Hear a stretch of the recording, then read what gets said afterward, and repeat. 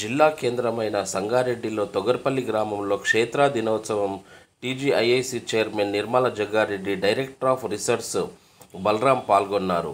కొండాపూర్ మండలం తొగర్పల్లి గ్రామంలో వ్యవసాయ శాఖ మరియు ప్రొఫెసర్ జయశంకర్ వ్యవసాయ విశ్వవిద్యాలయం వారి ఆధ్వర్యంలో నాణ్యమైన విత్తనాలు రైతన్నకు నేస్తం పేరుతో అవగాహన కల్పిస్తూ గ్రామాన నాణ్యమైన విత్తనాలు అందించడం లక్ష్యంగా పంట పొలాల మధ్యలో క్షేత్ర దినోత్సవం ఘనంగా నిర్వహించిన అధికారులు, రైతులు నకిలీ విత్తనాలు బారిన పడకుండా ఉండాలనే నేపథ్యంతో ఈ అవగాహన కార్యక్రమం నిర్వహించామని అన్నారు. తమ పొలాల్లో పండించిన విత్తనాలు మనమే పండించుకునే విధంగా రైతులకు అవగాహన కల్పిస్తున్నామని ఈ సందర్భంగా నిర్మల జగ్గారెడ్డి, బలరాం తెలిపారు. ఈ కార్యక్రమంలో యూనివర్సిటీ డైరెక్టర్ నగేష్, వ్యవసాయ శాఖ అధికారులు Sivaprasad, ATMA committee chairman Y Prabhu, CDC chairman Ramreddy, PACS chairman Srikanth Reddy, market committee chairman Kumar మరియు వ్యవసాయ శాఖ శాస్త్రవేత్తలు, అధికారులు, స్థానిక రైతులు, ప్రజాప్రతినిధులు, కాంగ్రెస్ పార్టీ నాయకులు తదితరులు పాల్గొన్నారు. మరి రైతులందరూ కూడా నష్టం జరగకుండా మరి బాగుంటది. మరి ఆ వరి వంగడం మరి దాన్ని కూడా ఇంకా విత్తనాలు కూడా మరి మనకు ఇంకా ఇచ్చినట్టయితే మరి అందరూ రైతులకు కూడా మనము దీన్ని సప్లై చేసి మరి అందరూ ఈ పంట పండించే విధంగా అధిక దిగుబడి లాభాలు పొందే విధంగా మరి ఉపయోగం ఉంటుంది. మరి అదే కాకుండా మరి కందికి సంబంధించింది కానీ మిగతా పంటలకు సంబంధించింది కూడా ఏదైతే వరి వంగడం సంబంధించింది ఏదైతే మీరు నాణ్యమైంది మాకు మరి చీడపురుగులకు తట్టుకునే విధంగా ఏదైతే సీడ్ తయారు చేసి ఇచ్చారో మరి అదే విధంగా కంది పంటలకు కానీ జొన్న పంటలకు కానీ మిగతా పంటలకు సంబంధించింది కూడా అదే విధంగా ఇచ్చినట్టయితే మరి రైతులందరికీ కూడా లాభంగా ఉంటుంది. మరి ఈ మధ్యలో మనం ఏం చేస్తున్నామంటే పప్పు దినుసులకు సంబంధించింది కానీ పెసర కానీ మినుము కానీ కుసుమ కానీ శనగ కానీ ఏది కూడా మనము నూనెకు సంబంధించిన వస్తువులు కూడా మనం వేయలేకపోతున్నాం. ఎందుకంటే చీడపురుగులకు ప్రాబ్లం అవుతుంది. కాబట్టి మరి మీరు నాణ్యమైన విత్తనాలు ఇచ్చినట్టుంటే మేము కూడా పాతకాలం పద్ధతిలో ఏవైతే పంటలు ఉండేనో మరి రైతులంతా ఏ విధంగా లాభం ఉంటుండేనో మరి ఆ పంటలు లేకుండా కనుమరుగైపోతున్నాయి. కాబట్టి అవన్నీ మళ్ళీ జరగాలి అంటే మరి మంచి సీడు మీరు ఇచ్చి మరి రైతులకు కూడా మేలు చేసే విధంగా ఉంటుంది. మరి మనం ఎక్కువ ఇక్కడ ఉన్న వాళ్ళంతా ఏం చేస్తారంటే పత్తి మీదనే ఆధారం. మరి విత్తనానికి విత్తుకోవడానికి మాకు అసలు విత్తనాలు మీరు సప్లై చేయాలి. ఇప్పుడు నూనె పంటలు కావాలంటే కుసుమలు కావాలంటే మరి మనము మరి రైతు వేదిక మన దగ్గర రైతు వేదికల నుంచి కూడా మనము అన్ని మండలాల వారీగా మీరు విత్తనాలు సప్లై చేసినట్టుంటే మరి ఆ పంటకు కూడా మనం అంతా ఏఈఓలు అందరూ ప్రోత్సహించి మరి రైతులకు అవగాహన కల్పించి మరి ఆ పంటలు పండించే విధంగా మీరు కూడా విత్తనాలు సప్లై చేసే విధంగా మాకు చేసినట్టయితే బాగుంటుంది. మేము ఈ యొక్క నాణ్యమైన విత్తనాల గురించి ఇప్పటి వరకు అందరూ మాట్లాడారు. మరి ఇప్పటిదాకా ఈ విత్తనం వాడిన ప్రతి ఒక్కరు చాలా బాగుంది, ఇది దిగుబడి బాగా వస్తుంది, మంచిగా ఉంది, రోగాలు తట్టుకుంటుందని చాలా మంది బాగా చెప్పడం జరిగింది. నాదొక రిక్వెస్ట్ ఏమంటే ఇంతకుముందు శ్రీకాంత్ రెడ్డి అన్నారు చెప్పినట్టు ఎక్కువ మందికి విత్తనాలు సప్లై చేసి ఎక్కువ మంది వేసుకునే విధంగా ఒకటి కల్పించాలని ఒకటి. అలాగే మన ప్రభానగా ఇంతకుముందు చెప్పారు ఓన్లీ వరి విత్తనం కాకుండా వివిధ రకాల అన్నిటికీ ఇదొకటి మీరు నాణ్యమైన విత్తనం కలిగిస్తే బాగుంటుందని అన్నగారు కోరిగారు. అదేవిధంగా వాళ్ళ తరపున అలాగే అదే కోరిక. అలాగే ఈ యొక్క రైతులందరూ వేరే మార్కెట్ దొరికే వేరే విత్తనాలు ఏవైతే ఆల్తుపాలు విత్తనాలు వాడి నష్టపోకుండా ఈ యొక్క మన ఆఫీసర్ కలిగిస్తున్నటువంటి విత్తనాలు వాడి అందరూ మంచి దిగుబడి మంచి లాభాలతోని ఉండాలని సద్వినియోగపరచుకోవాలని కోరుకుంటున్నాను. Thank you. జరిగిన దాని గురించి చెప్తున్నాం. కానీ ఇప్పుడు ఒక రైతు అడిగిండు యాసంగి పంట ఈ సన్నవారి పండించవచ్చా, దీనివల్ల ఏమైనా నష్టాలు ఉన్నాయా? అయిన పంట అయిపోయింది, వచ్చే పంట గురించి చెప్పమంటున్నారు.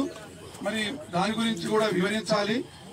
అదేవిధంగా ఈ సన్న రకం ప్రభుత్వం కూడా బోనస్ ఇస్తుంది కాబట్టి ఇంకా మేలు రకమైన సన్న రకాలు యూనివర్సిటీ ద్వారా మరి తయారు చేసి ప్రోత్సహిస్తే రైతులకు ఇదే ఒకే రకం కాకుండా ఇంకొక ఎందుకంటే రైతులు 2-3 రకాలు వేసే అలవాటు ఉంది. ఇంకో వంగడం ఏదైనా సన్న రకం రబీకి ఉంటే ఇప్పుడే మరి పరీక్ష చేయడం కూడా జరుగుతుంది. దాన్ని నెక్స్ట్ వర్షాకాలం పంటకు కూడా వేసుకోవడం జరుగుతుంది. అదేవిధంగా ఇంకొక సమస్య ఏమంటే సార్, మన జేడీ గారు కూడా ఉన్నారు, ప్రతి ఏఓకు ఏఈఓకు పత్తి పంట చాలా నష్టపోయింది ఈ సంవత్సరము. ప్రతి పత్తి రైతు ఇబ్బంది పడుతుండు. వర్షాలు బాగా పడ్డాయి, బోర్లలో వాటర్ ఉన్నాయి, బావులలో కూడా రీఛార్జ్ అయినాయి. మరి నెక్స్ట్ ఆల్టర్నేటివ్ వేసే పంట తక్కువ నీటితోటి జొన్న పంట. మరి ఈ రబీలో జొన్న పంట వేయాలనా వద్దా అనే ఒక సంశయంలో ఉన్నారు. ఒకవేళ ప్రభుత్వం నాణ్యమైన విత్తనాలు ఎన్నుకోవాలి. మరి జనరల్ గా చెప్తారు పెద్దలందరూ కూడా, ఏ విత్తనం ఆడితే అదే వస్తుంది. ఇప్పుడు జొన్న వేస్తే వేరే పంట రాదు. కాబట్టి అలాంటి విత్తనం, నాణ్యమైన విత్తనం తీసుకోవాలి, మంచి విత్తనాలు ఎన్నుకోవాలి. మరి ఇప్పుడు బలరాం సార్ చెప్పినట్టు నేను కూడా వ్యవసాయం సంబంధించిన కుటుంబం నుంచి వచ్చిన, ఆ రోజుల్లో మంచి గింజలని సపరేట్ చేసి మరి బుట్టలలో వేసి మరి దాన్ని మంచిగా పూసి, ఎండతో పూసి, యాపాకేసి, బూడిదేసి మరి దాన్ని కప్పిపెట్టేవాళ్ళు. దాంట్లో ఇంత పురుగు కానీ ఎలాంటిది కూడా చేరకుండా ఎంత చక్కగా మళ్ళీ 6 నెలలకు మరి తీస్తే చాలా నీట్గా ఉండేది. మరి ఈరోజు మనం బజార్లో కొంటున్నాం. అదే కాదు, వ్యవసాయానికి సంబంధించిన ఏది కొన్నా అది మన ప్రాణానికి హాని ఉంది. తినే ఫుడ్ మనం కొనుక్కున్న పైసలు పెడుతున్నాం, కానీ ప్రాణం మాత్రం ఎట్లా ఉంటుందో తెలియని పరిస్థితిలో మనం ఈ రోజుల్లో ఉన్నాం. మరి మార్కెట్ ఆ విధంగా తయారైంది. ఏ మార్కెట్ ఏదైనా తయారు కానీ వ్యవసాయదారులకు మాత్రం అన్యాయం కాకుండా ఉండే విధంగా ప్రభుత్వం ఈ ప్రోగ్రాం ముందుకు తీసుకొస్తుంది. మరి ఈరోజు ప్రభుత్వం చెప్తుంది, రైతే రాజు. రాజు కావాలంటే అన్ని అంగళాలు, అన్ని సదుపాయాలు ఏర్పరిస్తేనే వాళ్ళకి ధైర్యం వస్తుంది, మరి చేసిన పనికి ఫలితం వస్తుందనే ఉద్దేశంతో ఈ విశ్వవిద్యాలయం నుంచి ఇంత మంచి కార్యక్రమం చేసినందుకు వాళ్ళందరూ కూడా కృతజ్ఞతలు తెలియజేసుకుంటూ, మరి మీ అందరికీ తెలుసు, అందరూ అనుభవజ్ఞులు ఉన్నారు. ఇప్పుడు మొగరాయ గారు చెప్పిండ్రు, జయపాల్ గారు చెప్పిండ్రు, శ్రీనివాస్ గారు చెప్పిండ్రు, అందరు కూడా వాళ్ళ అభిప్రాయాలు చెప్పిండ్రు. చెప్పిన వాళ్ళు కూడా ఇంకా చాలా చెప్పాలనే ఉంది, కానీ మరి ఏది చెప్పినా ఏమి చెయ్యాలనేది మీకు అవగాహన వచ్చింది. ఇప్పుడు వేసే పంటలో మనం ఎలాంటి మెలకువలుగా తీసుకోవాలి, ఎలాంటి మందులు వాడాలి, మరి ఎక్కువ దిగుబడి వచ్చి తక్కువ ఖర్చుతో ఈరోజు చాలా మోపడవుతుంది. వ్యవసాయం చేయాలంటేనే భయం అవుతుంది. కాబట్టి లేబర్ విషయం కానివ్వండి, లేకపోతే మనకున్న ఫర్టిలైజర్స్ కొనాలన్నా చాలా మరి భారంగా ఉంది ఈ రోజుల్లో. దయచేసి మీరందరూ కూడా ఇప్పుడు మన విశ్వవిద్యాలయం నుంచి వచ్చిన అధికారులు, మన జిల్లా అధికారులు మరి చక్కగా చెప్పడం జరిగింది. మేము అండగా ఉంటాము. కింద స్థాయిలో మరి అగ్రికల్చర్ సంబంధించిన ఆఫీసర్స్ ఉంటారు. దయచేసి ఆఫీసర్స్ నేను చెప్తున్నాను, మీరు విత్తనాలు ఇవ్వడమే కాదు, మీరు అప్పుడప్పుడు పోయి కూడా ఎంక్వైరీ చేయాలి. వ్యవసాయదారులతో మరి అప్పుడప్పుడు కూడా పంట క్రాప్ ఎలా వస్తుంది అనేది కూడా మీటింగ్లు పెట్టాలి.